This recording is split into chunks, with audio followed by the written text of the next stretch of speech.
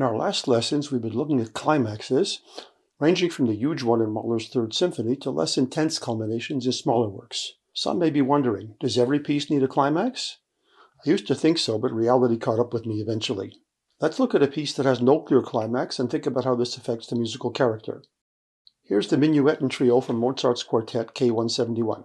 Let's listen.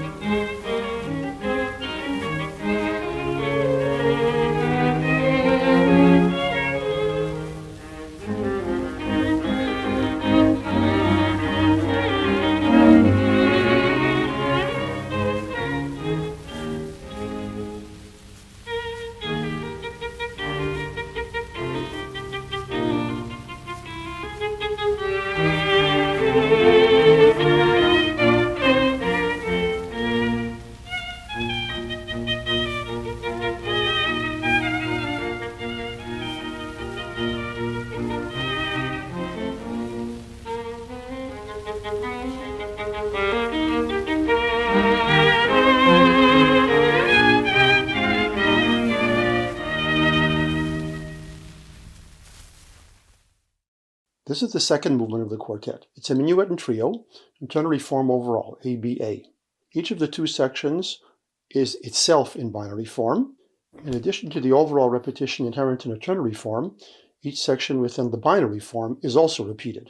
This kind of form, in other words, is built around very salient symmetries. When repetition is literal and immediate, say repeating the same phrase twice in succession, its purpose is usually emphasis. The repetition underlines what was expressed the first time round. If the repetition is quieter, it may have the effect of an echo. But in this form, the repetitions consist of whole sections, and then the entire minuet comes back after the trio. By definition, there can't be one main climax here, simply because that would require some kind of more intense repetition, whereas in this case, the return is completely unchanged. So whatever Mozart is aiming at here, it is clearly not a huge intense climax. Let's look at the minuet in more detail.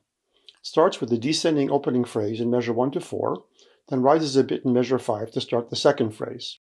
This one is somewhat contrasting, both in texture, it's more contrapuntal, and in tonality, since it ends on the dominant. The opening motive has also simply disappeared. The music has slowed down a bit. After the double bar repeat, we move on to the second main section of the minuet. It brings back the first motive, now in an imitative texture, starting in measure 11 over a dominant pedal. The register is higher now, but it doesn't lead to a peak.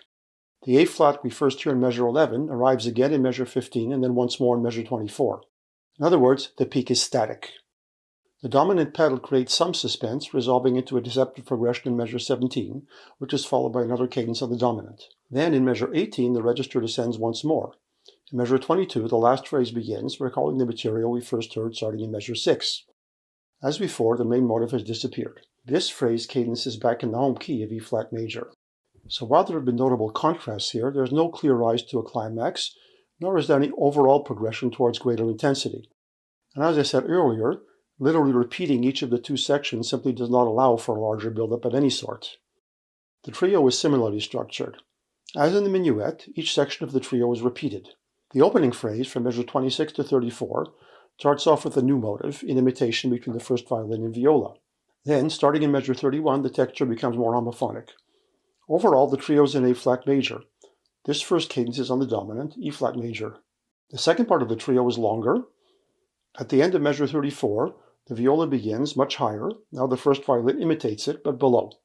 Then in measure 38-9, the second violin takes over the imitation and leads to half cadence in measure 42.